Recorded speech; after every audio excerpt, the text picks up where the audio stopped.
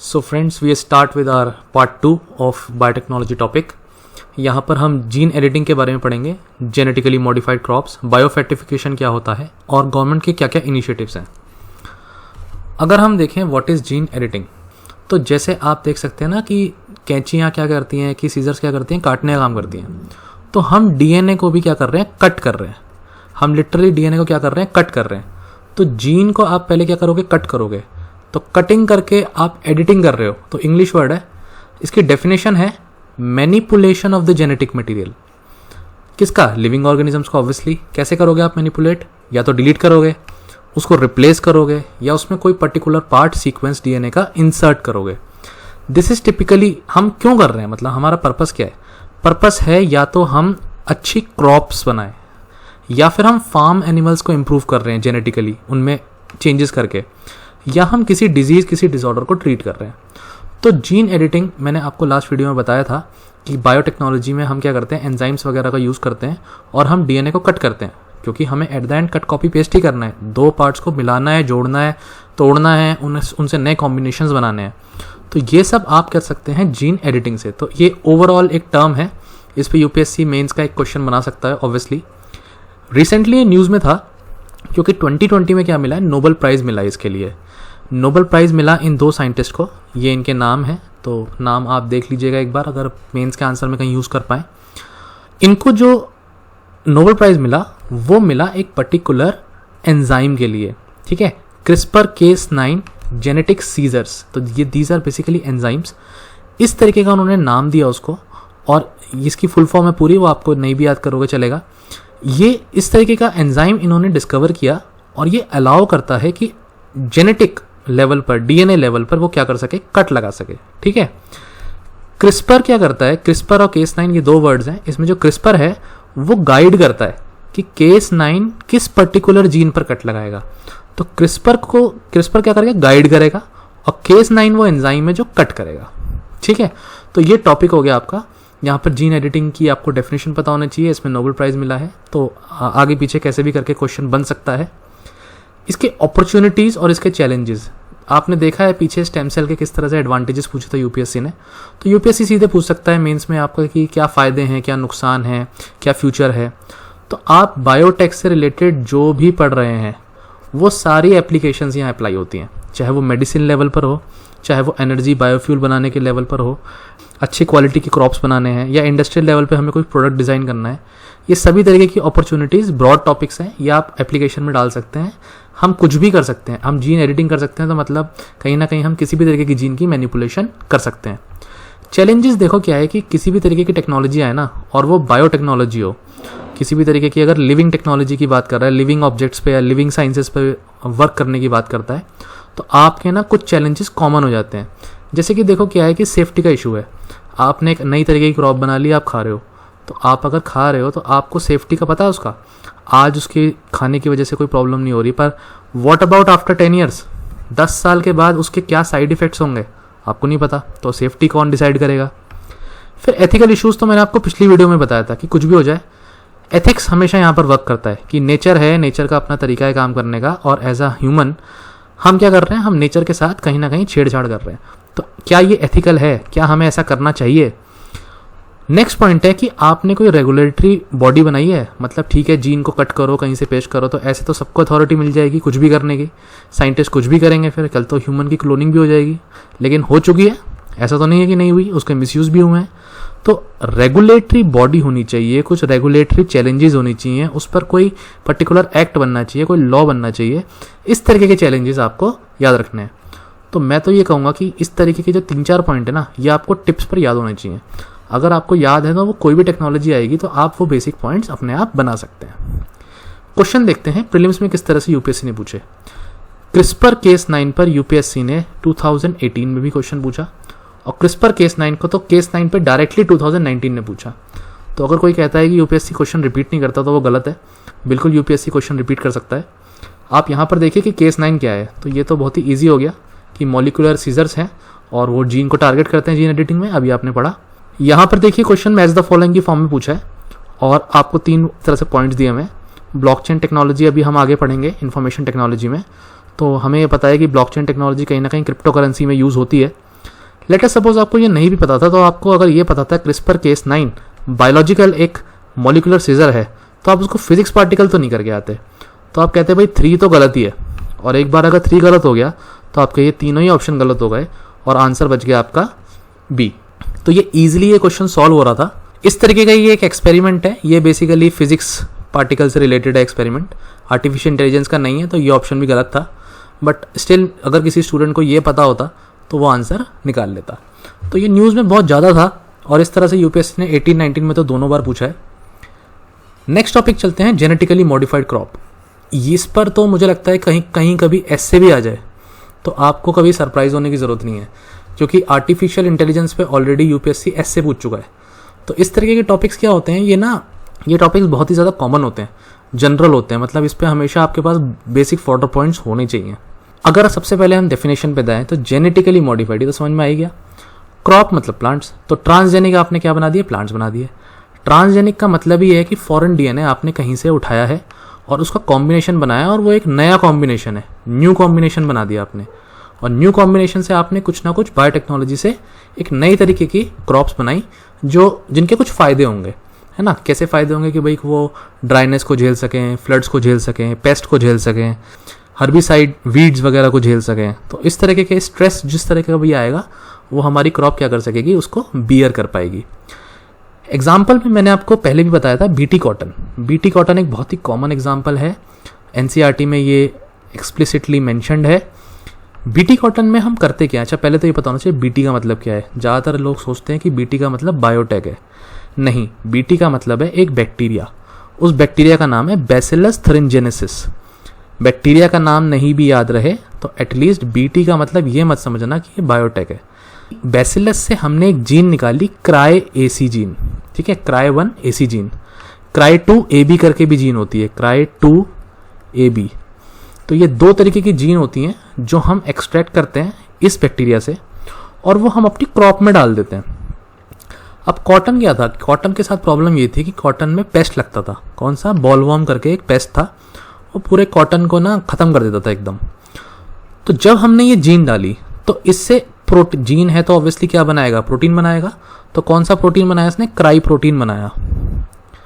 और देखो रोने वाला प्रोटीन है ना, तो वो क्या करेगा, पेस्ट को रुला देगा। तो पेस्ट को क्या कर देगा, किल कर देगा, क्योंकि ये जो प्रोटीन होगा वो क्या होगा, टॉक्सिन होगा। और वो टॉक्सिन जब भी कोई पेस्ट आएगा और उस प्लांट को खाने की कोशिश करेगा तो क्या होगा, पेस्ट मर जाएगा। ठीक है, तो ये बीटी कॉटन का प्लांट है। ये बहुत ही कॉमन एग्जाम्पल है, सभी स्टूडेंट इस एग्जाम्पल को यूज़ करेंगे। नेक्स्ट है हर्बिसाइड टॉलरेंट बीटी कॉटन। ये 3rd जनरेशन बीटी कॉटन है। ये अमेरिका की कंपनी है, उसने इस तरीके के सीड्स बनाए। उसने बोला कि भाई इंडिया की मार्केट में हम इन सीड्स को बेचेंगे, हमें परमिशन चाहिए। पर इंडिया ने बेसिकली क्या किया, इसको अलाउ नहीं किया, इसको बैन कर दिया कि नहीं, इंडिया ने कहा भाई हम इसको अलाउ नहीं करेंगे। इसको अगर इंडिया ने अलाउ नहीं किया तो इलीगली क्या हुआ, ये सीड्स इंडिया में आए और इंडिया में फार्मर्स ने इसको ग्रो किया। अब आप बोलेंगे सर कि हर्बिसाइड टॉलरेंट बीटी कॉटन और बीटी कॉटन में डिफरेंस क्या है। देखो उसके नाम में ही है हर्बिसाइड टॉलरेंट। आपका पेस्ट से तो बच रहा है प्लांट, लेकिन हर्बिसाइड वीड्स वगैरह से नहीं बच रहा। आपका फील्ड है, फील्ड में आपने क्रॉप उगा रखी है अपनी, लेकिन आपको ये भी तो पता है कुछ अनवांटेड प्लांट्स भी ग्रो कर जाते हैं। और वो अनवांटेड प्लांट्स क्या करते हैं कि पूरे फील्ड में जो भी मॉइस्चर है जो भी आप न्यूट्रिएंट्स डाल रहे हैं वो सब अननेसेसरी ले रहे हैं। तो हम उन वीड्स को क्या करते हैं, निकालने की कोशिश करते हैं, उन्हें हटाने की कोशिश करते हैं। और उनको हटाने के लिए हम एक हर्बिसाइड डालेंगे, और वो था ग्लाइफोसेट। जब ये हर्बिसाइड डाल रहे थे तो हमारा प्लांट भी मर रहा था, BT plant, even though it was genetically modified. तो एक नया तरीके का सीड लेके आया है अमेरिकन कंपनी कि चलो हर्बिसाइड टॉलरेंट बना देते हैं, फिर तो कोई प्रॉब्लम ही नहीं होगी, कोई रेस्ट्रिक्शन नहीं होगी फार्मर्स के ऊपर। वो हर्बिसाइड कितना भी डालेंगे और हमारी क्रॉप नहीं मरेगी। फार्मर्स भी बहुत खुश कि चलो भाई बढ़िया है कि अब हम बेधड़क हर्बिसाइड यूज़ कर सकते हैं, अपने वीड्स को मार सकते हैं और हमारी क्रॉप जिंदा रहेगी। उसके लिए इन्होंने एक अमेरिकन कंपनी ने एक स्पेशल जीन यूज़ करी थी, CP4 EPSPS। जीन का नाम नहीं भी याद रहा है, चलो ठीक है, लेकिन आपको ना ये इशू याद रखना है। ये भी 1 साल पहले ये बहुत बड़ा इशू हुआ था, जहाँ फार्मर्स ने जब ये इलीगली सीड्स ग्रो करे तो गवर्नमेंट फिर हरकत में आ गई। फार्मर्स ने क्या काम करा, इसको प्रोटेस्ट करना शुरू करा भाई गवर्नमेंट के खिलाफ कि हमें तो चाहिए भाई हर्बिसाइड टॉलरेंट बीटी कॉटन, और इसको आप प्लीज़ जो है अलाउ करो, लीगली इसको करो। इनफैक्ट फार्मर्स ने बोला ये सिविल डिसोबीडियंस मूवमेंट है, सिविल डिसोबीडियंस मूवमेंट है, प्लीज़ इसको आप न्यूज़ में एक बार देख लीजिएगा, पीछे की न्यूज़ है ये। लेकिन इस तरीके के एग्जाम्पल्स को आप कोट कर सकते हैं, ठीक है, किस तरह से फार्मर्स का प्रोटेस्ट हुआ। इनफैक्ट कहीं अगर फार्मर्स प्रेशर ग्रुप्स वाला भी पॉइंट आता है तो वहाँ भी आप इसको पॉइंट को बना सकते हैं। एनीवेज द पॉइंट इज कि it is illegal in India, और अमेरिकन कंपनीज वगैरह ने कहीं ना कहीं इसको इंडिया में इलीगली इन सीड्स को पहुँचाया और इस तरह का इशू क्रिएट हुआ है। So you go through that. बाकी 2 एग्जाम्पल्स हैं बीटी ब्रिंजल का। तो बीटी ब्रिंजल मैंने आपको पहले बताया था कि ये इंडिया में अभी बैन है, लेकिन बांग्लादेश या आसपास की जो कंट्रीज़ हैं, डेवलपिंग कंट्रीज़, वहाँ पर ये अभी भी बिकता है और ग्रो किया जाता है। कुछ किसी तरीके के अटैक्स जो फ्रूट और शूट बोरर्स होते हैं वो ब्रिंजल को अटैक करते हैं, उनसे ये अगेन बचाता है। 4th एग्जाम्पल आप यूज़ कर सकते हैं मस्टर्ड का, DMH11 मस्टर्ड। मैंने आपको यहाँ 4 एग्जाम्पल दिए। बीटी कॉटन का एग्जाम्पल हर स्टूडेंट यूज़ करेगा, इसको तो आप फॉर ग्रांटेड ले लो कि ये एग्जाम्पल तो लिखना ही है। लेकिन कोई भी स्टूडेंट अगर ये 3 तरीके के एग्जाम्पल और यूज़ करता है तो उसका आंसर थोड़ा बेटर होगा, थोड़ा अच्छा दिखेगा, and you will have a good knowledge about the topic, that's it. तो आप अगर देखें तो 2002 में GEAC genetic engineering appraisal committee ने अलाउ किया कमर्शियली कि बीटी कॉटन को हम अपनी कंट्री में अलाउ करते हैं। देखते देखते कुछ 20 सालों में हम ये कह सकते हैं कि 95% कंट्री में जो कॉटन है अब वो बीटी है। मतलब इसका एक जो नेगेटिव इम्पैक्ट ये हुआ कि जो ट्रेडिशनल हमारी कॉटन थी, जो सीड्स थे, वो धीरे धीरे ख़त्म हो रहे हैं, किसान उसको यूज़ ही नहीं कर रहा। फार्मर कहता है मैं तो बीटी यूज़ करूँगा, वो अच्छी क्वालिटी के हैं, उससे मेरी फसल अच्छी होती है, और ट्रेडिशनल कॉटन के सीड्स जो हैं वो कहीं ना कहीं क्या हो रहे हैं, ख़त्म हो रहे हैं। इंडिया 4th ग्लोबल पोजीशन में आता है अगर हेक्टेयर वाइज देखें जेनेटिकली मॉडिफाइड क्रॉप्स में, तो ये एक अच्छा नंबर है कि चलो हम वर्ल्ड लेवल पर कहीं ना कहीं फॉलो करते हैं, लाई करते हैं। US वगैरह में तो बहुत ही ज़्यादा होता है जेनेटिकली मॉडिफाइड क्रॉप्स था, वहाँ तो आप कह सकते हैं कि कॉर्न और इन तरीके की जो क्रॉप्स हैं वो बहुत ज़्यादा ग्रो करी जाती हैं। अब जेनेटिक इंजीनियरिंग अप्रेजल कमेटी के बारे में देख लेते हैं। ये ministry of environment and forest ने अपने रूल्स में बताया कि कोई भी चीज़ मैन्युफैक्चर होती है, यूज़ होती है, इंपोर्ट एक्सपोर्ट किया जाता है किसी भी हैजार्डस माइक्रो ऑर्गेनिज्म का या जेनेटिकली इंजीनियर्ड ऑर्गेनिज्म का, वो सब कुछ इसके थ्रू होगा, इस कमेटी के थ्रू होगा। और ये कमेटी बनाई गई एनवायरमेंटल प्रोटेक्शन एक्ट 1986 पे। एक्चुअली ये क्वेश्चन UPSC ऑलरेडी पूछ चुका है, तो ये नाम याद रखिएगा, GEAC genetic engineering appraisal committee. अब इश्यूज़ क्या हैं? GM क्रॉप्स है तो सर मतलब प्रॉब्लम क्या है? प्रॉब्लम ये है कि आपने ना जीन कोई फ़ॉरेन डाल दी है, और फ़ॉरेन जीन का चलो एक अच्छा पॉजिटिव इम्पैक्ट आपको दिख रहा है, लेकिन एनवायरनमेंट के नेगेटिव इम्पैक्ट्स आपको दिख नहीं रहे अभी। हो सकता है कि आपने बोला कि चलो पेस्ट मर जाएगा, ठीक है, जो नुकसान पहुंचा रहा था, लेकिन हो सकता है कोई बाकी इंसेक्ट्स भी मर जाएं उस टॉक्सिन को खा के। आपके क्रॉप पर सिर्फ ये वाला पेस्ट थोड़ा ना जिंदा है, हो सकता है कुछ अच्छे इंसेक्ट्स हैं, हनी बीज हैं, बटरफ्लाइज हैं, डिफरेंट तरीके के और भी तो इंसेक्ट्स हैं, वो भी उस प्लांट को या उस क्रॉप को कहीं ना कहीं खा रहे होंगे या उस पर जिंदा होंगे। और मान लो वो टॉक्सिन की वजह से वो भी मरने लगे तो हमारी बायोडाइवर्सिटी को ओवरऑल थ्रेट हो जाएगा, है ना। तो ये क्रॉस पॉलिनेशन करने वाले जो कुछ होते हैं स्पीसीज हमारे पेस्ट, तो उनको हम नुकसान पहुंचा रहे हैं। दूसरा पॉइंट ये है कि हर्बिसाइड आपने रेजिस्टेंट बना दिए सुपरवीड्स। सुपरवीड्स क्या हो गए? अब मान लो आपने हर्बिसाइड डाला X क्वांटिटी में और आपने बोला कि भाई वीड्स मर गए, ठीक है, लेकिन नेक्स्ट कुछ सालों में आप डालते रहे हर्बिसाइड, तो वो X क्वांटिटी से मर ही नहीं रहे, वो तो जिंदा है अभी भी। फिर आपको वो क्वांटिटी डबल करनी पड़ रही है, ट्रिपल करनी पड़ रही है, 4 टाइम्स करनी पड़ रही है, तब जाके वो वीड्स मर रहे हैं। तो एट द एंड आप वीड्स को क्या कर रहे हो? रेजिस्टेंट ही तो कर रहे हो। तो ये एक प्रॉब्लम आ सकती है। अच्छे स्पीसीज भी मर सकते हैं और फूड चेन को भी ये कहीं ना कहीं इम्पैक्ट कर सकता है। न्यूट्रिशन का इशू आ सकता है। न्यूट्रिशन का कैसे इशू आएगा? जैसे कि बीटी ब्रिंजल रिस्क करता है ह्यूमन हेल्थ को रेजिस्टेंट टू एंटीबायोटिक्स।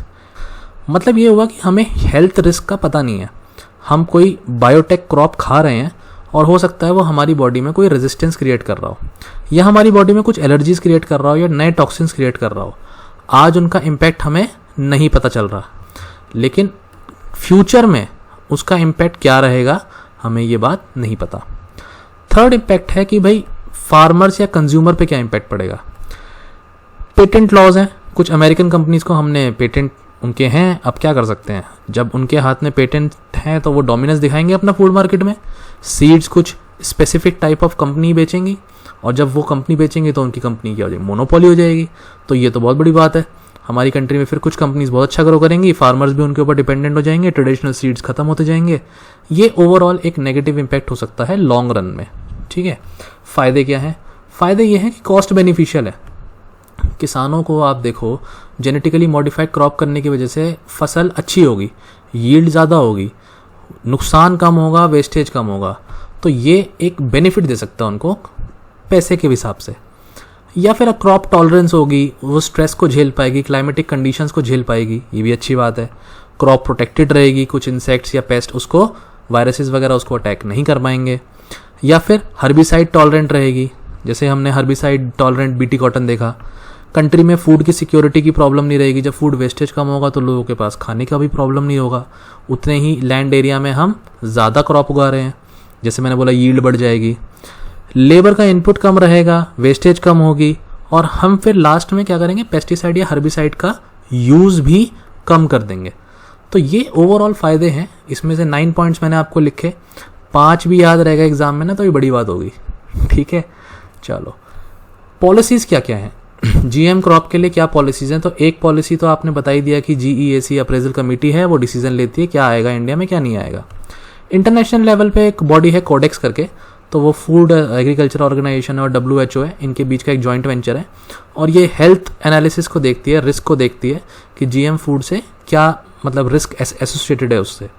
तो 2003 में बनी थी। एक जीएम फूड इम्पोर्ट्स करके एक अप्रूवल लेना पड़ता है, और वो जो एनवायरमेंटल प्रोटेक्शन एक्ट है उसके अंडर, और FSSAI ये जो हमारी फूड सेफ्टी स्टैंडर्ड्स अथॉरिटी है, इससे भी हमें इसके एक्ट के अकॉर्डिंगली 2006 के एक्ट के अकॉर्डिंगली हमें उससे अप्रूवल लेना पड़ता है अगर हमें कुछ इंपोर्ट करना है जेनेटिकली मॉडिफाइड क्रॉप या फूड। तो इस तरीके के लॉज हैं, कुछ पॉलिसीज़ हैं। एक आधा नाम आपको याद रहता है तो ये बहुत अच्छा रहेगा आपके लिए। चलो नेक्स्ट टॉपिक डिस्कस करते हैं, फूड फोर्टिफिकेशन। तो मैंने पहला टॉपिक बताया था आपको जीन एडिटिंग, दूसरा टॉपिक मैंने आपको पढ़ा दिया है जेनेटिकली मॉडिफाइड क्रॉप्स। इन पे एक शॉर्ट आंसर की फॉर्म में मैंने आपको लिटरली नोट्स दे दिए हैं। तीसरा टॉपिक आपका आता है फूड फोर्टिफिकेशन। अब फूड फोर्टिफिकेशन का मतलब है अच्छा खासा फूड है, जो भी फूड आपकी, जो भी क्रॉप आपकी है, बस आप उसमें कोई चीज़ ऐड कर दो, कोई भी चीज़ ऐड कर दो। आपने जैसे मैंने बताया आयोडाइज सॉल्ट होता है, मार्केट में सॉल्ट आती है और सॉल्ट के ऊपर लिखा हो ये तो आयोडाइज नमक है ना, ये एडवर्टीजमेंट्स भी आते हैं, आपने सुने होंगे। तो आयोडीन आपने क्या करा, आपने आयोडीन ऐड कर दिया सॉल्ट के अंदर। अब अगर सॉल्ट के अंदर आपने आयोडीन ऐड कर दिया तो लोग सॉल्ट तो खाएंगे ही, तो उसके साथ साथ उनकी बॉडी में आयोडीन की कमी भी नहीं होगी। और आपको ये बात पता होगी कि आयोडीन की कमी की होने की वजह से गॉइटर जैसी डिजीज़ हो जाती है, स्वेलिंग हो जाती है नेक की। तो ये प्रॉब्लम बहुत थी इंडिया में, तो इंडिया ने बेसिकली क्या किया कि कंपनी हैं कुछ जिन्होंने आयोडीन अपने नमक में ऐड करना शुरू किया।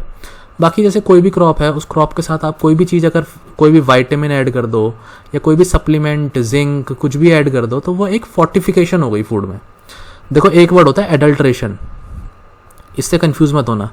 एडल्ट्रेशन का मतलब होता है कोई गड़बड़ चीज़ मिलाना, मतलब दूध में पानी मिला रहे हो, है ना, चिली के अंदर आप रेड ब्रिक का पाउडर मिला रहे हो, तो वो एडल्ट्रेशन है, ये गलत बात है। फोर्टिफिकेशन एक अच्छी बात है, तो इससे फ़ायदा होगा। FSSAI food safety standard authority of India, इन्होंने एक लोगो इंट्रोड्यूस किया है, +F का लोगो। ये लोगो ये बताता है कि फोर्टिफाइड फूड है ये, तो इस तरीके का F+ लोगो होता है। यहाँ पर आप देखो तो मदर डेयरी का मैंने एक एग्जांपल लिया पैकेट का दूध का, तो उसमें नीचे इस तरह से अगर +F बना है तो मतलब कोई ना कोई दूध में फोर्टिफिकेशन करी गई है, और ये अच्छी बात है। मतलब कोई एक आप मिल्क तो ले रहे हो, पर कोई चीज़ आपको पॉजिटिव सप्लीमेंट भी साथ साथ दूध के जा रहा है। मैं आपको पढ़ा रहा हूँ यहाँ पर बायो फोर्टिफिकेशन। अब फोर्टिफिकेशन का मतलब था आपने कोई चीज़ ऊपर से ऐड कर दी, ठीक है, नमक था, बाद में ऊपर से आपने अपना उसमें मिला दिया आयोडीन, बेच दिया मार्केट में। मैं कह रहा हूँ आपकी क्रॉप ही जब ग्रो करे, और जब क्रॉप ग्रो करे तो उसके अंदर न्यूट्रिशनल वैल्यू अपने आप हो, उसे हम बोलेंगे बायो फोर्टिफिकेशन, मतलब लिविंग फॉर्म में। तो आपकी एक तो यील्ड अच्छी हो क्रॉप की, और दूसरा उसके अंदर हाई न्यूट्रिएंट भी हो जो आप चाहते हो, तब आप कहोगे बायो फोर्टिफाइड फूड क्रॉप है, पूरा का पूरा प्लांट है वो ग्रो कर रहा है, उसमें न्यूट्रिशनल वैल्यू साथ साथ है, ऊपर से कुछ मिला नहीं रहे हो, प्लांट के ग्रो करने में ही उसमें न्यूट्रिशनल वैल्यू है। You just eat the fruit और you just eat the plant, आप प्लांट सीधे सीधे खाओ तो आपके अंदर वो न्यूट्रिशनल वैल्यू चली जाएगी। एग्जाम्पल देख लेते हैं, जैसे आयरन का बायो फोर्टिफिकेशन आपने राइस में कर दिया, स्वीट पोटैटो में कर दिया, जिंक का कर दिया वीट में, बीन्स में, प्रो विटामिन ए का, ये तो आपको मैंने बताया है, गोल्डन राइस का एग्जाम्पल विटामिन ए का, या कोई अमाइनो एसिड आपने जो है इस तरह से सोरगम वगैरह के प्लांट में फोर्टिफाई कर दिया, तो प्लांट ग्रो करेगा ना तो उसमें ऑलरेडी अमाइनो एसिड होगा।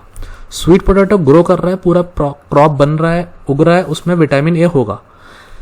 आपने लिविंग थिंग में जो ग्रो कर रही है उसमें फोर्टिफिकेशन जीन लेवल पे ही कर दिया। जब जीन लेवल पे आपने चेंजेस कर दिए तो ऑब्वियसली बात है क्रॉप ग्रो करेगी, तो उसमें वो पर्टिकुलर सप्लीमेंट होगा। मेथड में आप देख लेते हैं, ट्रेडिशनल मैंने आपको बता दिया, कोई क्रॉप है उसमें आपने कोई न्यूट्रिएंट मिला दिया तो क्या हो गई, वो बन गया आपका फोर्टिफिकेशन। ये सिंपल नॉर्मल फोर्टिफिकेशन है। तो आपने पैकेट सीरियल का डाला, उसमें पैक किया, पैक करके उसमें न्यूट्रिएंट डाल दिया, आपने बोला भाई ये सप्लीमेंट्री डाइट हो गई। बायो फोर्टिफिकेशन के दो तरीके हैं, या तो आप जीन लेवल पे करो कि आपने भाई सीड के अंदर कुछ जेनेटिक मैनिपुलेशन करके एक्स्ट्रा सीड डाल के वही आपका जीन एडिटिंग वगैरह करके आपने पूरा प्लांट तैयार कर लिया, या फिर आप ब्रीडिंग हाइब्रिडाइजेशन करेंगे। आपको पता है ये ब्रीडिंग टेक्निक्स तो बहुत ही ट्रेडिशनल है फार्मिंग में। फार्मिंग में ब्रीडिंग ट्रेडिशनल में क्या होता है, क्रॉप ए और क्रॉप बी को क्या कराया जाता है, ब्रीड कराया जाता है, पॉलन ट्रांसफ़र करे जाते हैं, और फिर वहाँ से फिर नए प्रोजेनी बनती है बहुत सारी, और बहुत सारी प्रोजेनी में देखा जाता है कि किस में अच्छी क्वालिटी है, अच्छी क्वांटिटी में यील्ड आ रही है, फिर उसको आगे जाके ब्रीड कराया जाता है। तो ये ब्रीडिंग मेथड जो ट्रेडिशनल मेथड है बिल्कुल एकदम, और ब्रीडिंग के थ्रू भी आप बायो फोर्टिफिकेशन कर सकते हैं, या फिर आप जेनेटिक लेवल पे भी कर सकते हैं। तो यहाँ से किस तरह से लास्ट में आप क्या करोगे, एट द एंड दोनों ही पॉइंट एक जगह लेके जाते हैं कि न्यूट्रिएंट जो हो रहा है कंज्यूम, वो आपका कोई एडिशनल न्यूट्रिएंट है जो सप्लीमेंट की तरह ऐड कर रहा है। अब इंपॉर्टेंस क्या है बायो फोर्टिफिकेशन की, फिर अगेन यूपीएससी अगर बनाता है इस तरह से क्वेश्चन कि आप फायदे नुकसान इस तरह से बताओ, तो आपको पता होना चाहिए भाई एक तो यील्ड हाई मिल रही है, दूसरा मैंने इस तरह से बायो फोर्टिफिकेशन करी तो मैंने अपने प्लांट्स को रेजिलिएंट बनाया, कोई पेस्ट नहीं लगेगा उसमें, कोई डिजीज़ नहीं लगेगी, टेम्परेचर या ड्रॉट कोई भी ऐसी प्रॉब्लम आएगी तो हमारा प्लांट ग्रो करेगा, और ओवरऑल तो ह्यूमन हेल्थ को हम बेटर ही कर रहे हैं ना। सप्लीमेंटेशन वाला पॉइंट यही है बिल्कुल एकदम। और हमने ये भी देखा कि भाई आदमी राइस तो खाएगा ही, राइस खाते खाते अगर उसमें साथ में विटामिन ए चला गया तो ये तो अच्छी बात है ना, एडिशनल पॉइंट है। तो उसके बिहेवियर में तो कोई चेंज नहीं हो रहा, कल वो मना तो नहीं करेगा कि भाई मुझे राइस नहीं खाना, ठीक है, राइस तो वो खाएगा ही। तो हमें कोई बिहेवियर चेंज भी नहीं चाहिए, आदमी के खाने पीने में भी कोई चेंज नहीं हो रहा, और इस तरीके से तो हम पुअरेस्ट सेक्शन में भी इस तरीके के फूड को हम पहुंचा सकते हैं। तो इस तरीके की अभी न्यूज़ आई थी कि मिड डे मील में बायो फोर्टिफाइड फूड वगैरह बच्चों को दिया जाएगा, है ना। मिड डे मील आपको पता होगा कि इस तरह की स्कीम है गवर्नमेंट की, जहाँ पर वो जो बच्चे स्कूल जाते हैं गवर्नमेंट स्कूल्स में, उनको खाना दिया जाता है सरकार की तरफ से। तो इस तरह से सरकार ने भी ऐलान करा था कि हम बच्चों को मिड डे मील में बायो फोर्टिफाइड फूड दिया करेंगे। तो हम पुअरेस्ट सेक्शन को भी या पीडीएस फॉर्म में भी हम इस चीज़ों को डिस्ट्रीब्यूट कर सकते हैं। लोकल फार्मर्स को सपोर्ट हो जाएगा, भाई बायो फोर्टिफाइड फूड होगा तो उस फूड की फिर वैल्यू भी उनको अच्छी मिलेगी, है ना, अच्छे पैसे मिलेंगे उनको। तो ये एक पॉइंट बन सकता है, और ये कॉस्ट इफेक्टिव भी है, सस्टेनेबल भी है, क्योंकि फार्मर राइस तो उगाएगा ही, फार्मर वीट तो उगाएगा ही, वो क्रॉप तो लगाएगा ही, तो कॉस्ट इफेक्टिव है, सस्टेनेबल भी है। तो ये ऐसे 8 पॉइंट्स मैंने आपको बता दिए। चैलेंजेस है कि हो सकता है कहीं ना कहीं कलर चेंज का इशू आए, जैसे मैंने गोल्डन राइस का एग्जांपल दिया था। अब कोई भी आदमी आके मार्केट में कहता है कि मैं भाई गोल्डन क्यों खाऊं, ये राइस पीला सा क्यों है, मेरे को तो राइस वाइट ही पता था, मैं तो वाइट वाला ही लूँगा, मैं ये पीला वाला नहीं ले रहा। तो हो सकता है कि अब तुम उसे कितना ही समझा लो कि नहीं इसमें विटामिन है, अच्छा है, ये है, वो है, लेकिन वो बोलेगा नहीं मेरा तो भैया वाइट वाला दे दे, मुझे ये पीला वाला ऐसा चावल नहीं चाहिए, ख़राब लग रहा है। हो सकता है बायो फोर्टिफाइड फूड या फोर्टिफाइड फूड का चैलेंज हो जाए कि आप उसे दूर दूर तक ना पहुंचा पाओ। बड़े शहरों में सॉल्ट की पैकेजिंग अच्छी है, बढ़िया तरीके के सॉल्ट मार्केट में मिल रहे हैं, ठीक है, फोर्टिफाइड फूड है। मदर डेयरी का मैंने एग्जांपल लिया, हो सकता है कि वो बड़े शहरों में अच्छे से मिल रहा है, लोगों को मिल रहा है वो फोर्टिफिकेशन फूड, लेकिन नहीं मिल रहा है कहीं ऐसे रिमोट एरियाज़ में। तो ये एक चैलेंज हो सकता है, मतलब हम इन चैलेंजेस को एलिमिनेट कर सकते हैं, बट वो थोड़ा चैलेंजिंग जॉब होगा मे बी। तीसरा हो सकता है फार्मर्स अडॉप्ट ही ना करें, फार्मर बोले भाई मैं गोल्डन तरीके का राइस है, वो मार्केट में बिकता नहीं है, लोग खरीदते नहीं है, मुझे उसके पैसे नहीं मिलते, फिर उस फोर्टिफाइड फूड के सीड्स खरीदने में मुझे और नुकसान होता है, थोड़ा कॉस्ट ज़्यादा पड़ती है, मैं तो नहीं लगा रहा। मे बी ये हो सकता है कि मार्केट में भी कुछ चैलेंजेस आ जाएं, उसको खरीद फरोख्त में उस चीज़ों के हो सकता है कोई प्रॉब्लम्स आ जाएं। तो हमें इस तरीके के पॉइंट्स ध्यान में रखने हैं, ये बिल्कुल बेसिक प्रैक्टिकल पॉइंट्स हैं, ये चैलेंजेस हो सकते हैं या होते हैं बायोफोर्टिफिकेशन फूड में। और फिर ये एक स्लो प्रोसेस भी है, क्योंकि आपको जेनेटिक मॉडिफिकेशन करनी है तो ऑब्वियसली कुछ ना कुछ कॉस्टिंग तो आपकी बढ़ ही जाएगी। ठीक है, अब आ जाते हैं गवर्नमेंट के इनिशिएटिव्स पर। गवर्नमेंट के इनिशिएटिव्स वाला ये जो पॉइंट है, ये 2-3 पॉइंट्स तो आपको एकदम एग्जैक्टली टिप्स पर होने चाहिए। साइंस से रिलेटेड, बायो से रिलेटेड, बायोलॉजी से रिलेटेड आपको कभी भी पॉइंट्स आए तो आप ये लिख पाएँ।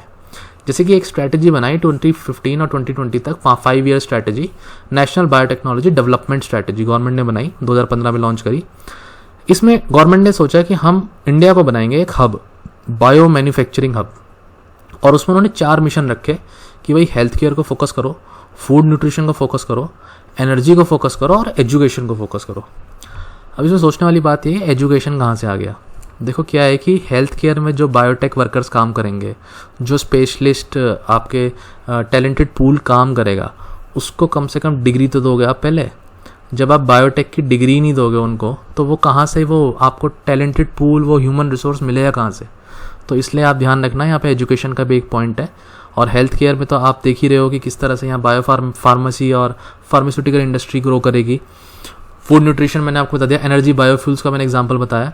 तो इसकी इम्प्लीमेंटेशन यही अगेन जो मैंने काउंसिल पीछे बताई थी, biotechnology industrial research assistance council, ये इसका इम्प्लीमेंट करेगी और इसका जो लोन है वो वर्ल्ड बैंक देगा। ये स्ट्रैटेजी देखो 2020 में ख़त्म हो चुकी है।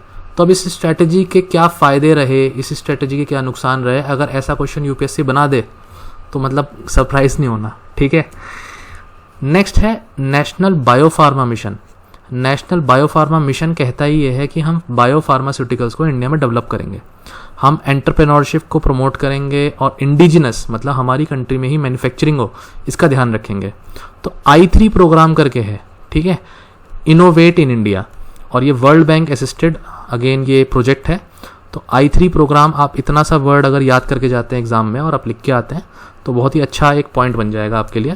यहाँ पर वो कहते हैं कि हम नई वैक्सीन्स को डेवलप करेंगे, डायग्नोस्टिक किट्स डेवलप करेंगे, मेडिकल डिवाइसेस बनाएंगे। तो आप देखो ये वाला पॉइंट ना आप करंट सिनेरियो में लिंक कर सकते हैं कि इंडिया किस तरह से पूरे वर्ल्ड के लिए वैक्सीन बना रहा है और वैक्सीन बनाने का हब बन चुका है। तो आप प्लीज़ इस वाले पॉइंट को, इस तरीके के मिशन को एग्जाम के पॉइंट ऑफ व्यू से याद करके जाएं। कहीं ना कहीं मुझे लगता है आप इसको अपने एग्जाम में आंसर में कोट कर सकते हैं। नेक्स्ट है नॉर्थ ईस्ट रीजन में आपने बायोटेक्नोलॉजी को प्रमोट करने के लिए एक स्कीम लगाई। तो वो ऑब्वियसली बहुत पुरानी है कि 2009-10 में डीबीटी ने एक north eastern region biotechnology programme association management cell बनाया, और वो नॉर्थ ईस्ट में इस तरह की बायोटेक्नोलॉजिकल एक्टिविटीज़ को प्रमोट करने के लिए था। तो बहुत छोटा सा पॉइंट है। हाँ, ये उम्मीद नाम की जो स्कीम है ये आपको करनी चाहिए। आपसे पूछेगा, डायरेक्ट क्वेश्चन भी पूछ सकता है कि उम्मीद स्कीम किससे रिलेटेड है, तो आप बोलेगा कि भाई वुमेन चाइल्ड डेवलपमेंट से रिलेटेड है, एनवायरनमेंट से रिलेटेड है, वेलफेयर से रिलेटेड है, ओल्ड एज से रिलेटेड है, ओल्ड एज पीपल के लिए, सीनियर सिटीजन के लिए। तो सारे आंसर गलत होंगे। एक्चुअली में ये आईडी का मतलब इनहेरिटेड डिसऑर्डर्स है। जो बच्चों में इनहेरिटेड डिसऑर्डर्स हो जाते हैं, जेनेटिक डिजीज़ हो जाती हैं, उनको आप मैनेज या ट्रीट कर रहे हो, तो वो वर्ड उम्मीद है। तो यहाँ पर आपको देखा है कि बेटर स्क्रीन करेंगे प्रेग्नेंट वुमेन को, और बेबीज़ जो बॉर्न हो रहे हैं उनमें कोई इनहेरिटेड जेनेटिक डिजीज़ तो नहीं है, ये देखने के लिए कुछ निदान केंद्र बनाए जाएंगे। और दूसरा पॉइंट वो स्टेटमेंट देगा कि ये कौन सी मिनिस्ट्री ने इसको मतलब इनिशिएट किया, और वो बोलेगा ये फैमिली हेल्थ वेलफेयर जो वाली अपनी मिनिस्ट्री है, और वो बिल्कुल गलत होगा। क्योंकि आप बोलोगे भाई हेल्थ तो लग रहा है, चलो मुझे याद था इनहेरिटेड डिसऑर्डर है तो हेल्थ से रिलेटेड है, ये सही लग रहा है स्टेटमेंट, बट ये बिल्कुल गलत है। आंसर है इसका ministry of science and technology. ऐसे ही आपको कंफ्यूज करता है यूपीएससी, एक्चुअली वो स्टेटमेंट में इसी तरीके से कंफ्यूज करता है। तो please remember this point. Third है प्रोजेक्ट मानव। मानव प्रोजेक्ट डीबीटी ने लॉन्च किया, और ये कहता है कि भाई डाटा जो है ना, बायोलॉजिकल ह्यूमन डाटा, ये बहुत स्कैटर्ड है। हम इस डाटा को जो है थोड़ा सा कंपाइल करेंगे और इससे हम कुछ जो भी हम एक्सट्रैक्ट कर पाएंगे डाटा से इन्फॉर्मेशन वो देखेंगे। तो आइसर पुणे है ना, ये इंस्टीट्यूट है एक, और एनसीसीएस जो पुणे है, ये इंस्टीट्यूट इस प्रोजेक्ट को एग्जीक्यूट करेंगे। अब देखो जीनोम क्या होता है। जीनोम का मतलब होता है आपकी सेल के अंदर जितना भी डीएनए है, अगर उस पूरे डीएनए को मैं स्टडी करूँ, इंक्लूडिंग जो न्यूक्लियस के बाहर भी है। अब न्यूक्लियस के बाहर डीएनए कहाँ होता है? माइटोकॉन्ड्रिया में होता है। माइटोकॉन्ड्रिया मैंने बायोलॉजी, जनरल बायोलॉजी में पढ़ाया हुआ है। माइटोकॉन्ड्रिया के अंदर आपका डीएनए होता है। तो वो कह रहा है कि जो भी आपका कंप्लीट सेट ऑफ डीएनए है, अगर उसकी पूरे डीएनए की सीक्वेंस को स्टडी करी जाए, सीक्वेंस याद आया एटीजीसी वाली, अगर इस पूरी सीक्वेंस को आप स्टडी करो और पूरे सीक्वेंस को एक साथ कलेक्टिवली बोलो, तो उसे बोलोगे आप किसी का जीनोम। तो जीनोम सीक्वेंस करना है, जीनोम मैपिंग करने का मतलब यही है कि एग्जैक्ट ऑर्डर क्या है बेस पेयर्स का, ATGC का, ATGGCC जो भी ऑर्डर रहेगा उस पूरे ऑर्डर को पहचानना, उसे हम बोलेंगे जीनोम सीक्वेंसिंग। ठीक है, ये मैं इसलिए बता रहा हूँ क्योंकि एक 1990 और 2003 13 साल तक एक प्रोजेक्ट चला और ये इस प्रोजेक्ट का नाम था ह्यूमन जीनोम प्रोजेक्ट। ये प्रोजेक्ट इन डेवलप्ड कंट्रीज़ ने शुरू किया था, तो ये US, UK, जापान इन कंट्रीज़ ने शुरू किया और इन्होंने डिसीजन लिया था तब कि 15 साल के लिए हम एक प्रोजेक्ट शुरू कर रहे हैं जहां हम ह्यूमन के जीनोम को क्या करेंगे, सीक्वेंस करेंगे। ये पहली बार हुआ तब। वो बात देखी जाइए बाद में कि वो 13 साल में प्रोजेक्ट खत्म हो गया और ह्यूमन जीनोम प्रोजेक्ट के साइलेंट फीचर्स क्लास 12th की बायोलॉजी की NCERT में मैंशनड है, तो उसको आप वहाँ से देख लीजिएगा एक बार। ये प्रोजेक्ट तो वहाँ ख़त्म हो गया। ह्यूमन की जीन्स 25,000 अप्रॉक्सीमेटली जीन्स हैं, ये क्रोमोसोम्स हैं, वो सब बता दिया इन्होंने। तो इंडिया ने अब शुरू किया है एक जीनोम इंडिया प्रोजेक्ट। इंडिया को लगता है कि उसमें ना हमारे इंडिया के जो लोग हैं उनकी जो कैरेक्टरिस्टिक है, उनकी जो जीन है, कैरेक्टरिस्टिक जीन है, उनका स्टडी नहीं हो पाया। इंडिया के रिस्पेक्ट में हमें करना चाहिए एक बार, इंडियंस का जीनोम स्टडी करना चाहिए, क्योंकि इंडिया भी अपने आप में एक बहुत डाइवर्स कंट्री है और बहुत ही डाइवर्स पूल है जीन का। नॉर्थ ईस्ट का अलग है, साउथ इंडियंस अलग दिखते हैं, तो ऐसा है। तो इसलिए 20 इंडियन इंस्टीट्यूट्स ने कोलैबोरेट किया है कि जैसे ह्यूमन जीनोम प्रोजेक्ट चला था, हम भी इंडियंस का जीनोम स्टडी करेंगे और मैप करेंगे कि क्या उसमें डिफरेंसेस हैं और किस तरीके के जीन्स हैं जो एक्टिव हैं या कितने नंबर हैं या क्या डिफरेंस है एग्जैक्टली, वो हम स्टडी करेंगे। तो ये आपका रिसेंट न्यूज़ में था लास्ट ईयर, तो इसलिए मैंने आपको ह्यूमन जीनोम प्रोजेक्ट से इसको लिंक करके बता दिया। कभी पूछे या किसी तरीके से आप इसको यूज़ कर पाओ आंसर में, तो डू दैट, प्रीलिम्स और मेंस दोनों ही तरीके से।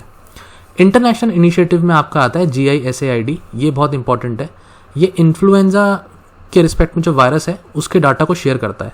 तो मैं इसको यहाँ पर इसलिए पढ़ा रहा हूँ क्योंकि कोरोना वायरस जब आया लास्ट ईयर, तो सभी गवर्नमेंट एजेंसीज़ ने, जितनी भी गवर्नमेंट्स थी, जितनी भी वर्ल्ड में थ्रू आउट ऑर्गेनाइजेशंस थी, उन्होंने जो कोविड के रिस्पेक्ट में जो उनका RNA को जो सीक्वेंस किया या उसकी जो स्ट्रेन बताई, उन सभी स्ट्रेन को, डाटा को यहाँ पर सबमिट किया। तो इनका डाटा बेस था एपीफ्लू करके, और सभी इन्फ्लुएंजा वायरस के सीक्वेंसेस को इन्होंने यहाँ शेयर किया था। जर्मन गवर्नमेंट का एक होस्टेड इनिशिएटिव है जो डिफरेंट तरीके की नॉन प्रॉफिट ऑर्गेनाइजेशंस के साथ है। तो आपको बस ये नाम पता होना चाहिए कि WHO ने स्टार्ट किया था 2008 में, और इस तरीके से कि एपीफ्लू नाम का एक डाटा बेस था। नेक्स्ट इज अर्थ बायोजीनोम प्रोजेक्ट, ये 2018 में लॉन्च हुआ और ये कहता है कि भाई हम सीक्वेंस और कैटलॉग बनाएंगे और जीनोम की जितने भी कैरेक्टरिस्टिक्स हैं, किसकी, ह्यूमंस की नहीं, ह्यूमंस के अलावा भी जितने यूकैरियोटिक ऑर्गेनिजम्स हैं या बायोडाइवर्सिटी है, अगले 10 साल में देखेंगे। देखो पहले टारगेट किया उन्होंने कि ह्यूमंस के जीनोम को स्टडी करें, अब वो टारगेट कर रहे हैं नहीं जी, जितने यूकैरियोटिक ऑर्गेनिजम्स हैं उन सभी को क्यों ना हम स्टडी कर पाएँ।